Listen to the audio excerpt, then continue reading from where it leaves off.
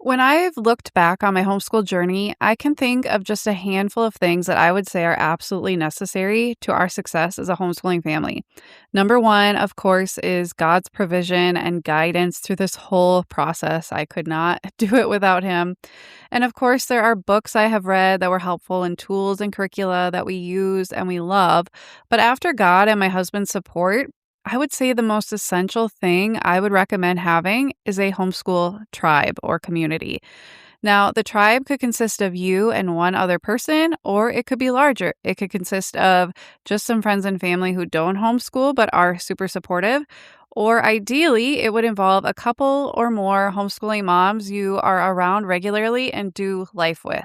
Now, if you're listening to this and feeling down because you don't have this, you are exactly who I'm recording this episode for.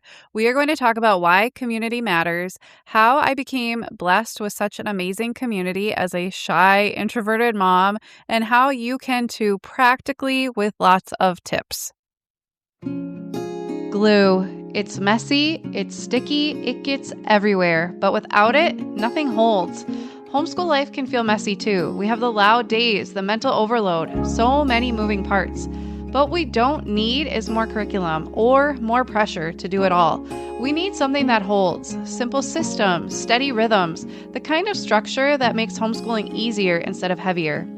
Hi, I'm Sarah, a homeschool mom of 4, and this is the Homeschool Glue podcast. Each week we have an honest conversation about real homeschool life and the simple systems that help overwhelmed homeschool moms clear the mental clutter, build rhythms that actually stick, and create the peaceful lives we are all craving.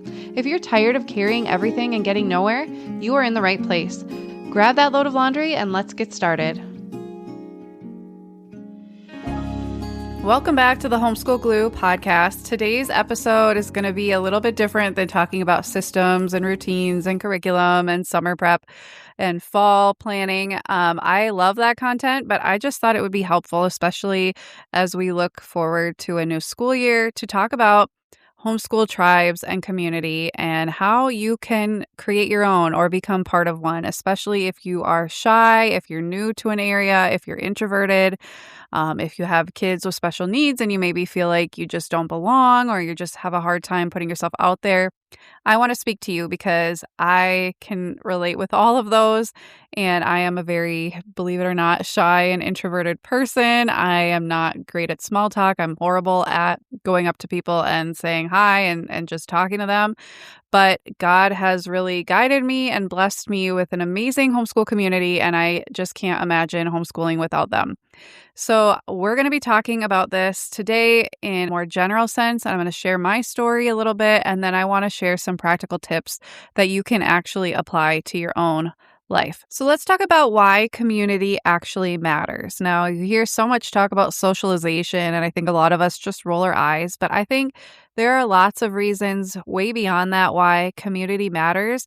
And I'm sure we can think about why it matters for our kids, but I want to specifically talk about why I think it matters for you as the mom, because homeschooling isn't just about our kids. It's also about us. We're the ones teaching. We're the ones pouring into them. And I think community matters just as much for us as it does for our kids. First off, it really helps provide emotional support. I know firsthand how isolating homeschooling can be. Now, that's not to say it is that way for everyone, but if you aren't involved in a lot and you're just home with your kids, you aren't seeing a lot of people. You aren't out meeting with people. And then if you add being introverted or shy on top of that, or introverted and shy on top of that, and it can be very hard to meet new people. It can be very hard to put yourself out there. And so because it is a pretty isolating lifestyle, if you're not proactive about it, that can just lead us to feel sad, feel lost, and we have nobody to really talk to about it. And so having a community around you can help so much, because there are going to be times when life is hard. There are going to be times when you struggle as a homeschool mom. There are going to be times you struggle in other ways. And having a group of people around you that you can discuss, you can be vulnerable with, they can give you advice. They can practically bring you meals. They can help out with your kids here and there if needed. They can offer insight, and they can be very encouraging, and you can do the same for them. And it's just a really beautiful thing. And this helps so much. Like if you think about Teachers, often they become friends with the people they work with, and they have similar struggles, and they have people they want to go to with ideas. And it's just so nice to have people around you that are doing life in a similar way, because they can truly identify with what you're dealing with and really encourage and offer insight and be there to support you, and vice versa. Also, it can really help offer practical support. I have gotten so many ideas and little nuggets of information and advice that I am so grateful for from the people in my community, not just those who have gone before me, but those who haven't homeschooled as long but are looking at things from a different perspective. They come from different walks of life, they come from different educational backgrounds. They taught in the school this subject, and so they can give perspective on things, and it is so, so helpful.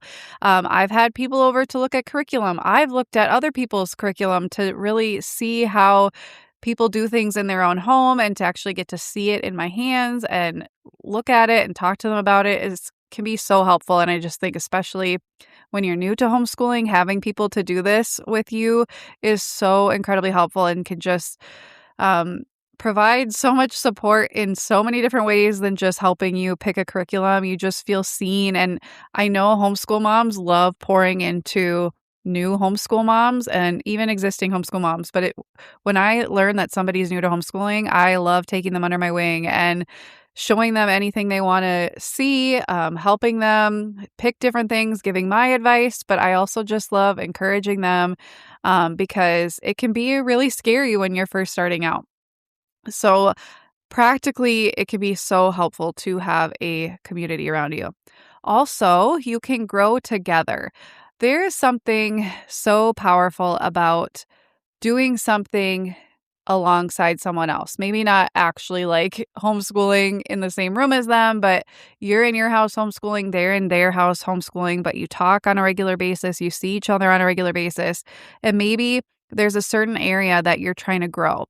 Um, when you do this with people, it's just like when you're trying to lose weight, or you're trying to run a marathon, or you're trying to do XYZ. When you have somebody who's doing that too, even if you're not actively seeing them do it, but you can check in with them, you're so much more likely to hit that goal, and you're so much more likely to make progress and to make it faster, because somebody else is checking in on you, and it's not just about you. Like, you're there to support them, they're there to support you, and you want them to succeed, so you're going to stick with it. And so the same thing is true with homeschooling. You're more likely to stick with homeschooling. You're more likely to implement the things that you've been learning about when there are others also doing it. I know for me, my homeschool community, we're all Charlotte Mason homeschoolers.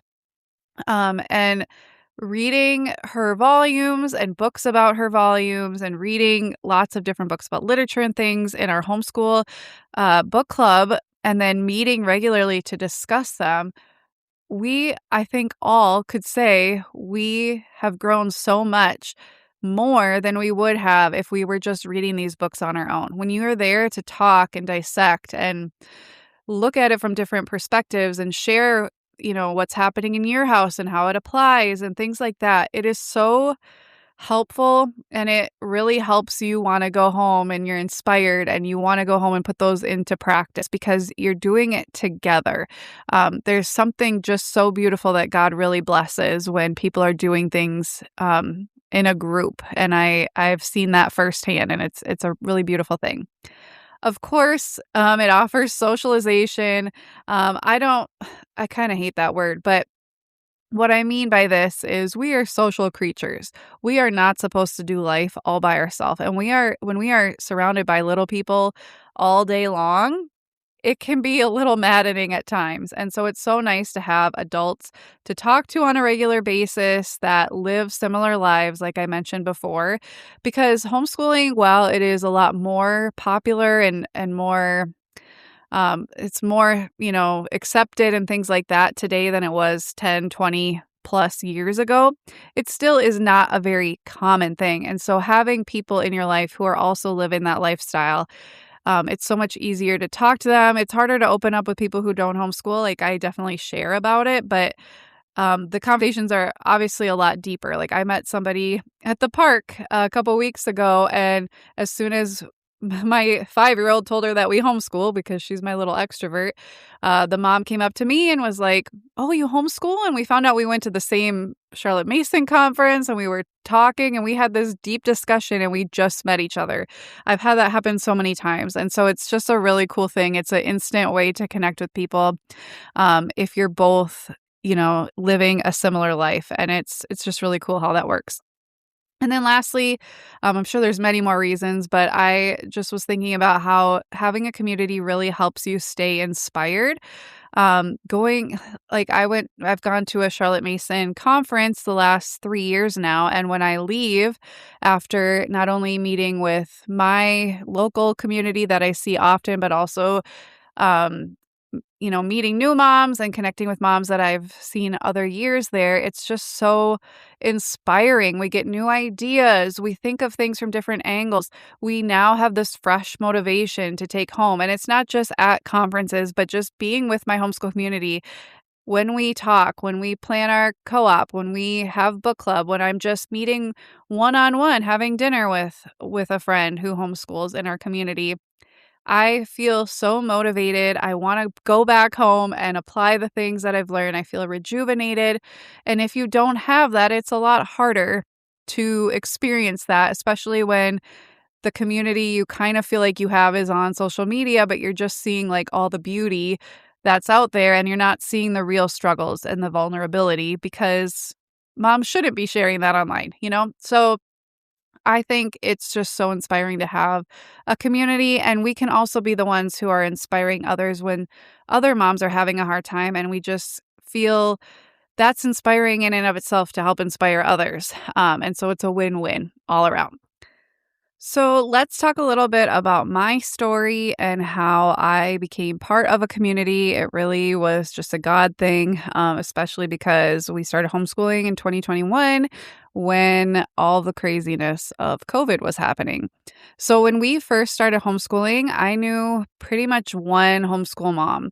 There was a friend from church who had started homeschooling the year before, and I had just kind of watched her online because we weren't seeing a lot of people. And so it was just nice to have somebody I could turn to for questions. And she was very helpful and gave advice.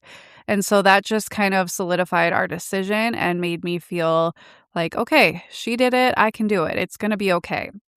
And so if you know someone in your life who homeschools, definitely reach out to them and just get the ball rolling because so many homeschool moms love to share and help each other. So then I don't know what it was because I am introverted, but it doesn't mean I am antisocial. Like I'm actually very social with the people that I know and love. I'm just not the best at meeting people and small talk and that kind of thing. But I knew our first year of homeschooling that I wanted some kind of community. And so there was not a lot open and not a lot running because of COVID, but classical conversations was still happening. And I knew going into homeschooling that I probably was more of a Charlotte Mason homeschooler. I had done a lot of research on different styles, and being a former English teacher, I don't think it's surprising that I would love a whole methodology based around quality literature. So I knew that, and I knew classical conversations didn't really fit that same model. Um, but I thought, you know what? Why not give it a try? They had nursery available for our younger two, and that way I could really get involved with my older daughter and be in her class and meet new moms and just be surrounded by people. And so we signed up. And when we went to the very first meeting, of course, God, orchestrated that I would run into someone I knew from high school who's actually a foreign exchange student in high school, but ended up getting married and staying here. And so our daughters are a year apart. And so I connected with her again, which was really cool. And we got together a lot over the years ever since then. So that was really cool to have a connection right from the start with somebody I knew. And then I was forced to socialize with people, which is good for me. And I knew that. I knew it would be a little nerve wracking, at first, but I knew if I want my kids to be able to make friends, I need to do that too. And so having some kind of organized, whether it's a co-op or some kind of group for homeschool parents, like if you can get involved in that, yes, it can be a little anxiety ridden at first, but once you put yourself out there, you will meet people and it will get easier. And so I actually was in a class. One of my now best friends was my daughter's tutor at Classical Conversations, and she and another mom who were in the class, we were always together helping. We all live in the same area, and we all three weren't really aligning with Classical Conversations, but we were kind of afraid to tell each other. And so I knew after that first year that I didn't want to continue because it's not cheap. And I didn't want to keep pouring into this methodology that didn't match what we were doing at home, even though I absolutely love the community days and I loved the other moms. And so I told a mutual friend, and she kind of convinced us to tell each other that we weren't planning to continue. And so it was kind of funny how it worked out, that we all ended up leaving CC, and we were all part of already this local community. And so we ended up all starting our own co-op that's Charlotte Mason based. And so it just kind of worked out that way. But if I had not signed up for CC, this wouldn't have happened. And so locally, we ended up during that first year when we were still in CC, a couple moms that were Charlotte Mason had started a book club. Our tutor was one of them. And so I got invited either through her or through the first friend who was in church. They all became connected, and one of them's our piano teacher. So it's just kind of funny how it all connects eventually. But so I got invited to this book club. They were meeting a couple times a month to discuss different books that pretty much usually are aligning with Charlotte Mason. We've read For the Children's Sake, we've read Beyond Mere Motherhood, we've read a lot of Karen Glass's books, and then just some other books about homeschooling and literature and things like that. And so being part of that community, I met some other moms, and then we ended up all, after that first year of CC, we left CC, the three of us that were in CC, and then we started our own co-op together. So the book club was part of it. We also, that same book club had a nature hiking group. We've kind of not been as good about getting out there because we all have older kids now, and it's just become a lot to be consistent with, but we were going on hikes very often together. And so I just met so many moms through that. And now 5 years later, we are still meeting regularly. We've added more moms to our co-op. We invite different moms to the book club, and it's just been really beautiful. And we all have relationships with each other outside of the group as well. And it's just been truly one of the best blessings of my life, I would say, that I couldn't have foreseen when I decided to homeschool. And so that's basically my group, my tribe. It's growing over the years, it's shifting, but there are some incredible relationships that have been formed, and I'm so very grateful for.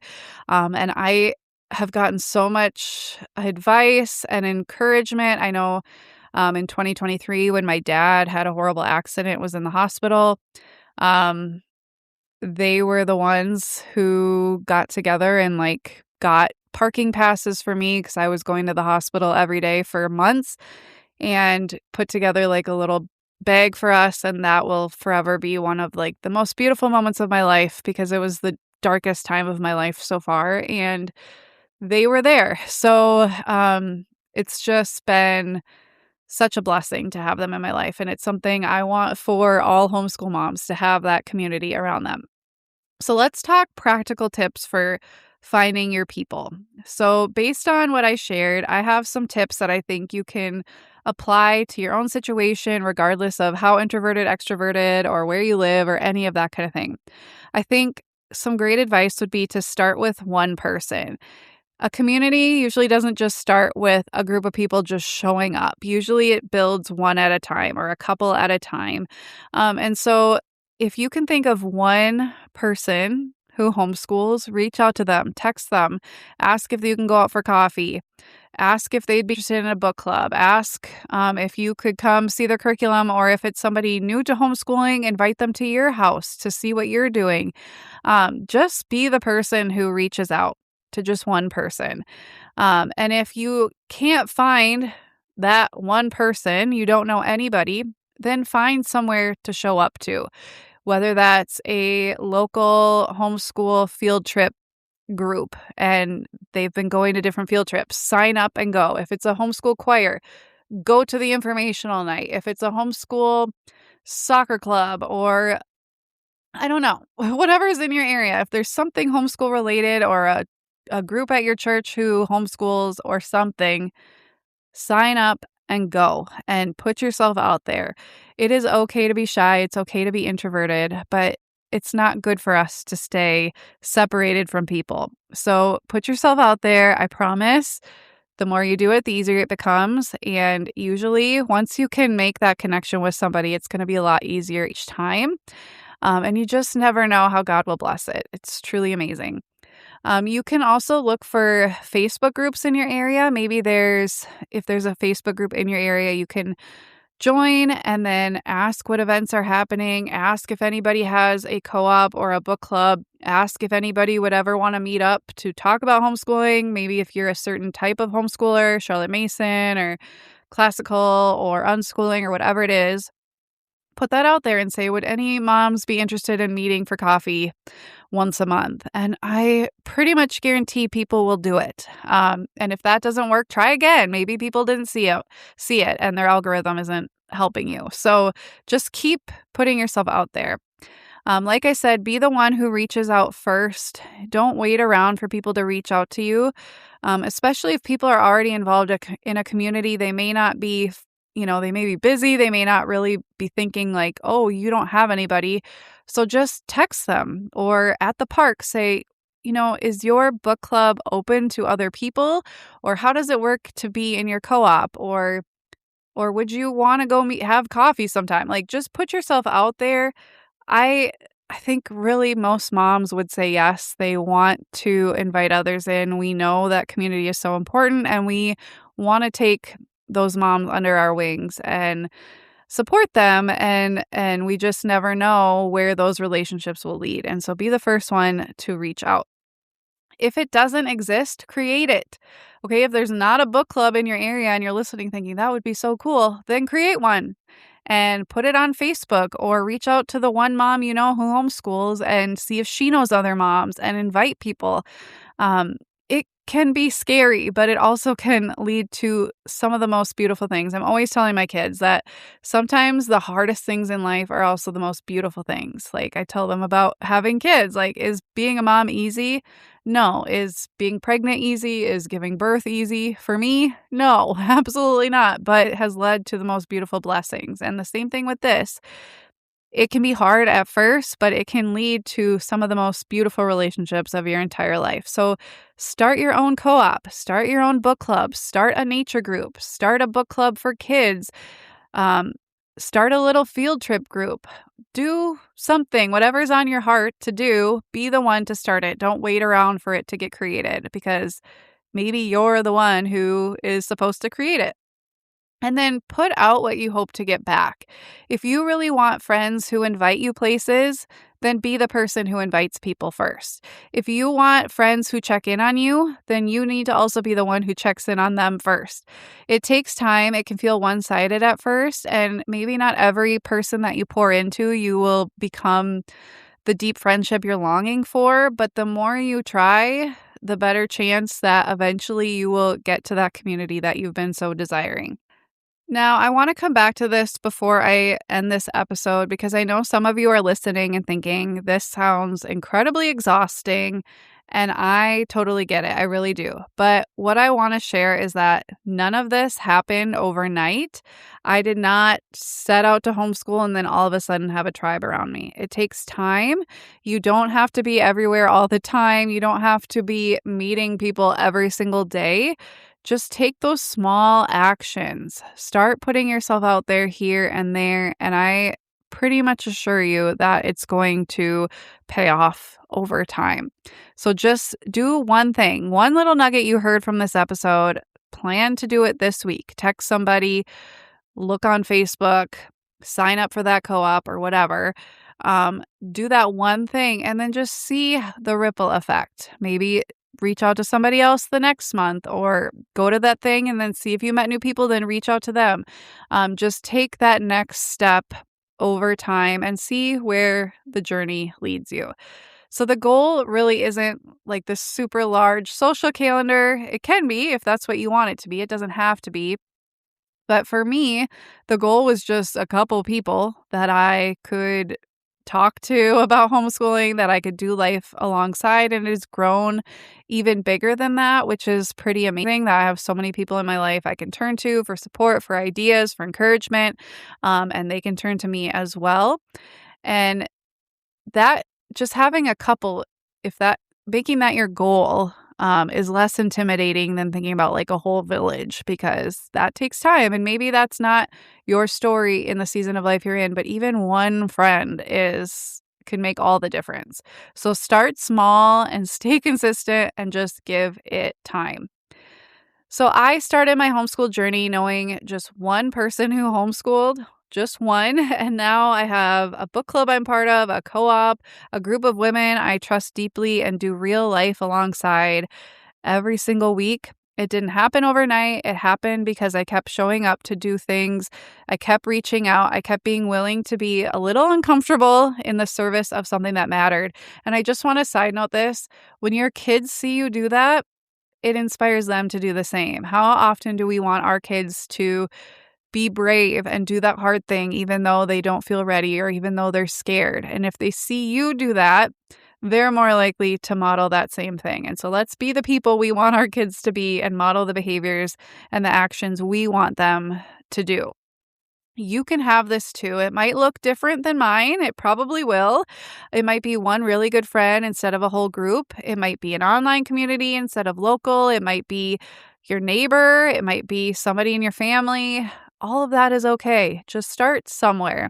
And as always, if you are in a season where your homeschool feels heavy and you just need somewhere to start with the practical side of things, make sure you grab my free starter blueprint that will walk you through 5 different systems that you can start implementing today to help with the overwhelm that comes alongside motherhood and homeschooling.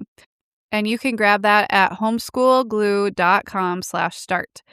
I hope this episode was helpful and you get out there and you make some new friends. Happy homeschooling.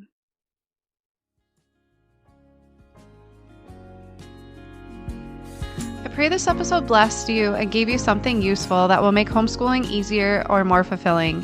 If this episode made you feel seen or gave you one thing to change this week, would you please share it and leave a review? That's how more homeschool moms who are struggling with overwhelm can find something that actually helps. You can always find me on Instagram at homeschoolglue, where we talk simple systems, rich learning, and the real version of homeschool life. You don't need to do it all. You just need systems that stick. I'll see you next week. Happy homeschooling.